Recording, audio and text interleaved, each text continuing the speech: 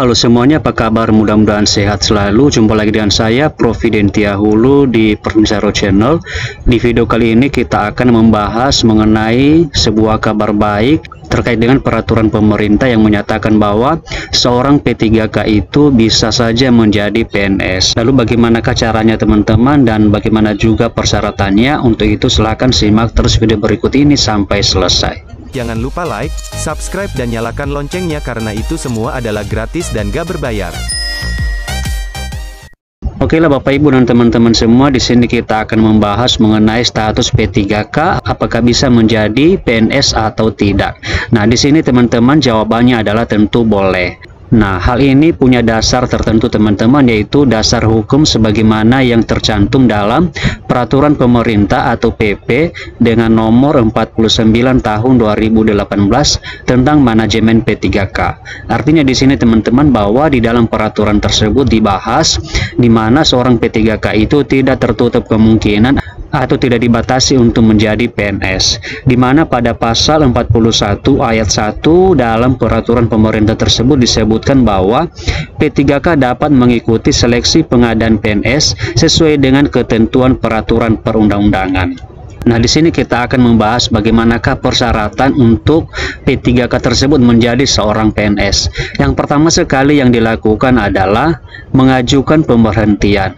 Artinya bahwa sebelum mendaftar CPNS, maka P3K harus mengajukan pemberhentian terlebih dahulu kepada pejabat pembina kepegawaian atau PPK atau PPK instansi tempat P3K bekerja. Artinya teman-teman bahwa sebelumnya jika misalnya kita statusnya adalah P3K, maka jika kita ingin sekali menjadi PNS, maka nanti langkah yang pertama sekali kita lakukan adalah kita harus mengajukan pemberhentian dulu dari status P3K supaya kita bisa mendaftar CPNS dan mengikuti seleksi CPNS. Kemudian langkah berikutnya adalah memenuhi persyaratan pendaftaran CPNS, di mana P3K harus memenuhi seluruh persyaratan pendaftaran CPNS yang ditentukan oleh instansi yang bersangkutan. Persyaratan tersebut meliputi kualifikasi pendidikan, batas usia, kompetensi dasar, dan lain sebagainya. Nah, jadi kalau misalnya teman-teman sudah mengajukan pemberhentian, maka langkah kedua adalah harus kita melihat dulu apakah kita itu memenuhi persyaratan untuk bisa mendaftar CPNS. Tentu nanti di sini teman-teman kita akan melihat apa saja persyaratan yang dipenuhi atau yang harus kita persiapkan untuk mendaftar CPNS. Itu nanti tergantung daerah di mana kita melamar teman-teman. Kemudian langkah berikutnya adalah lulus seleksi CPNS.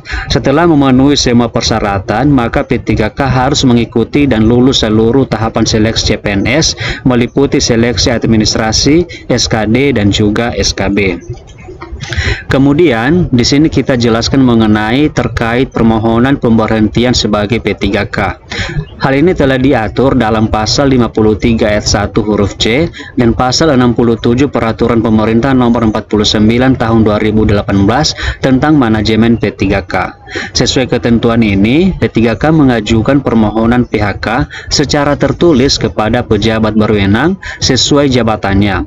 Namun permohonan PHK bisa diterima atau ditunda sampai dengan perjanjian kerja berakhir. Apabila permohonan PHK bisa diterima, maka nantinya pejabat berwenang yang menetapkan PHK. Kemudian di sini juga teman-teman diinformasikan terkait pengalaman kerja kamu sebagai P3K. Hal ini pastinya bisa ngasih nilai tambah pada portofolio kamu ketika melamar jadi CPNS. Namun walaupun pengalaman ini bisa menjadi satu kelebihan dibanding pelamar lain, kamu harus benar-benar bersiap menghadapi proses seleksinya supaya kamu mempunyai peluang besar untuk diterima. Nah, di sini juga teman-teman ada sesuatu hal yang perlu kita ingat bahwa persaingan seleksi CPNS sangatlah ketat. Kamu mesti punya kompetensi mumpuni sesuai kualifikasi dan mempersiapkan diri dengan baik. Ini disampaikan teman-teman supaya nanti teman-teman yang sudah mengundurkan diri dari P3K dan mengikuti seleksi CPNS tidak ada penyesalan teman-teman jika misalnya nanti tidak lulus saat mengikuti seleksi CPNS. Artinya kalau misalnya sudah membuat keputusan, maka harus benar-benar sudah mempersiapkan diri untuk mengikuti seleksi CPNS. Kemudian di sini juga ada beberapa hal yang perlu kita sampaikan teman-teman sebelum kita mengambil keputusan, di mana ada baiknya kita juga memperhatikan beberapa hal berikut ini. Yang pertama adalah dengan memilih mendaftar CPNS, kamu harus melepas status sebagai P3K dan seluruh hak seperti tunjangan kinerja dan masa kerja. Kemudian yang kedua adalah kamu harus benar-benar memastikan kalau instansi yang kamu tuju memang membuka formasi untuk jurusan dan kualifikasi sesuai dengan yang kamu punya. Kemudian yang terakhir adalah kamu juga harus siap buat ditempatkan di lokasi yang ditentukan oleh instansi yang dituju termasuk di luar daerah asal. Nah, jadi seperti itulah teman-teman informasi terkait dengan peraturan pemerintah yang menyatakan bahwa seorang P3K itu bisa menjadi PNS. Nah, di sini kita sudah menjelaskan apa saja persyaratan dan juga langkah-langkah yang harus ditempuh oleh seorang P3K, dan semoga saja video ini bermanfaat. Terima kasih and see you in the next video. What's up is down, what's left is right. Chasing stars and holding you. I can't see the end, but we'll see it through.